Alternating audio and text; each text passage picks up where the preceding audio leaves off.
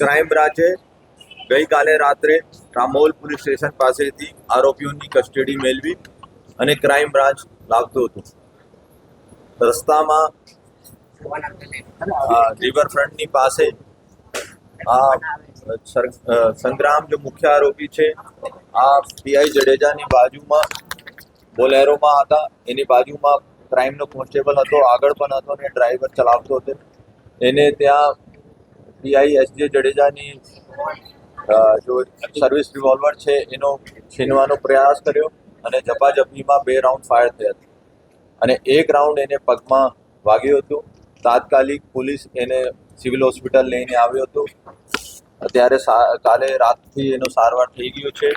એના પગમાં ફ્રેક્ચર છે અને ટૂંક સમયમાં ડૉક્ટર એનું ડિસ્ચાર્જ કરવામાં આવશે. એને વેપન લઈને ફાયરિંગ કરવાનો પ્રયાસ કર્યો તો 307 જો આઈપીસી મુજબ અને બીએનએસમાં 308 મુજબ એફઆઈઆર દાખલ ક્રાઇમ બ્રાન્ચમાં કરવામાં આવી.